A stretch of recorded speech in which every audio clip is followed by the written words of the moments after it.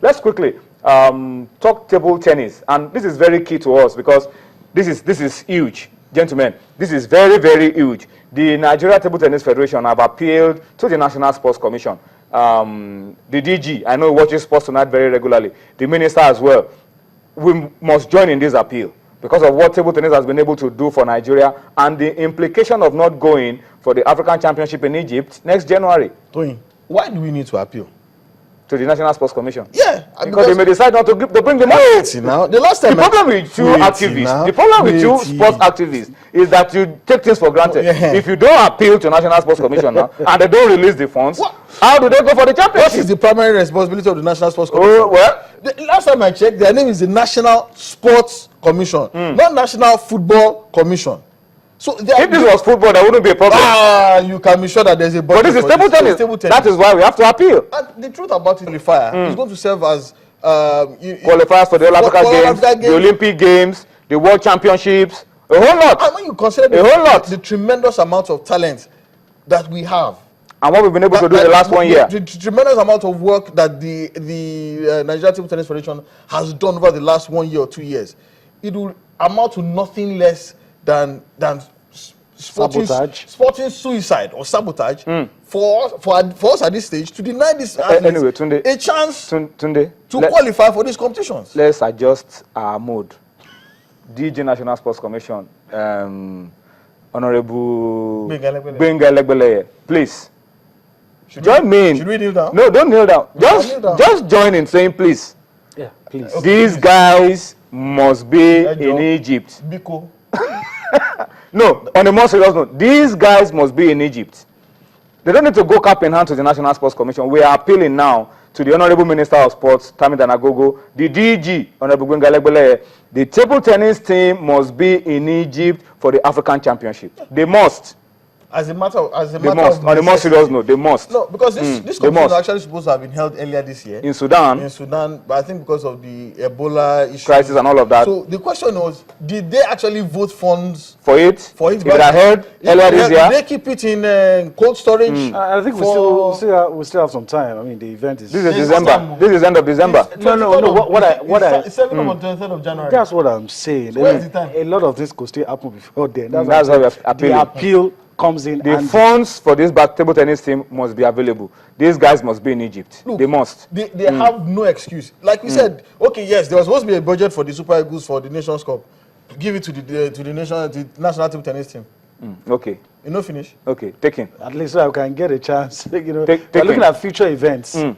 All right, let's spend some time quickly and read a few comments on Twitter before we go on to the other part of what we've lined up for you on Sports Tonight. Kelvin Amata, a very good friend who watches us regularly from Benin City. I think Kelvin is a pastor. He says, Merry Christmas to all crew members of Sports Tonight. Wishing you the very best of the season. Thank you so much, Kelvin. We wish you the same. Timi Ebikagboro, our good friend, media officer of the Dream Team, Olympic team, 23 team, rolled into one. It says, we're on behalf of the Dream Team 6, we are wishing all your numerous viewers a Merry Christmas and a prosperous New Year celebrations. Thank you so much, Timi Ebikagboro. We wish the boys. We wish you too a Merry Christmas. Yeah, we wish you the same, Timi, and we wish the team plenty of success in 2015. Kudus, don't let me destroy the name. Let's leave that. Because talking about Mikel, it says Mikel deserves more than what he's seen in Chelsea. And it says, you guys still say he's good. I don't understand. He's talking obviously about Mikel. Abu Christian, we said find out how many caps Mikel Obi has for Nigeria. A lot of you guys have got it spot on, but I know how you did it. You probably Googled it. All right, 64 caps. John Mikel Obi, 64 caps for Nigeria. 4 goals for Nigeria. All right, so Mikel has 64 caps for Nigeria. China Acheru, our very good friend from Port Harcourt, at Aquarium, says Nigerians should apologize to Mikel for the things they said about him and his Chelsea career. He's had more than 300 games and he's played under 8 managers.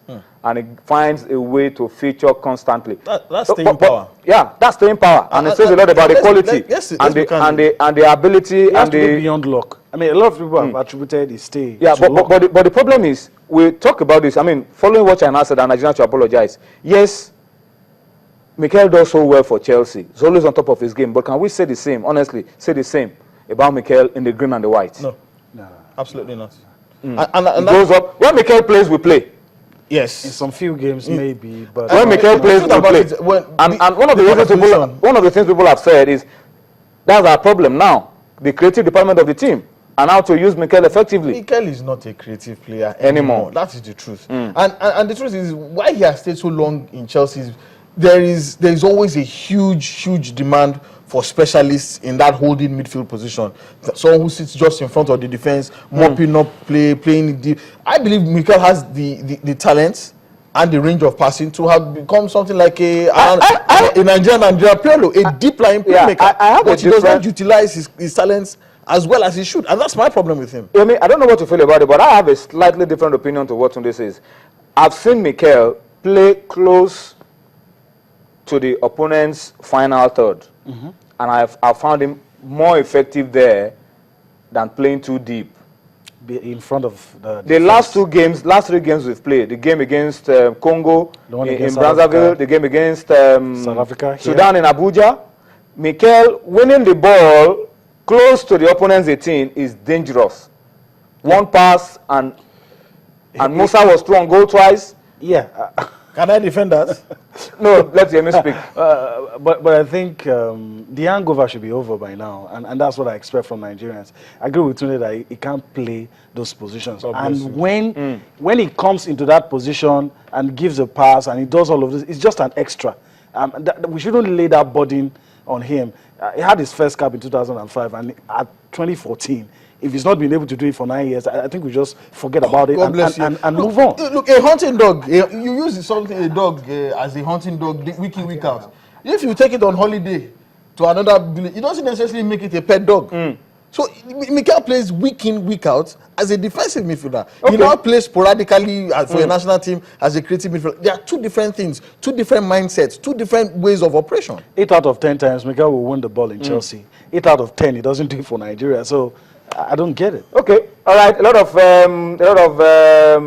answers here. Correct. Doyin Kasumu says most successful teams are built around home-based players. For congruence, only exceptional foreign-based players are required. He's talking about national teams. There are exceptions to that. People like Brazil and Argentina. Okay, Jude Tadeo says we're already behind in our preparations for next year in terms of football events. That is Jude Tadeo Sobaze. He watches us regularly from Cyprus, and he says Merry Christmas to you guys. All right. I think it's time for us to go on a quick break now. Let's go on a quick break. When we return from the break, we have a guest. I'll find out if the guest is around. If not, there's still plenty more that we have lined up for you on Sports Tonight this Tuesday.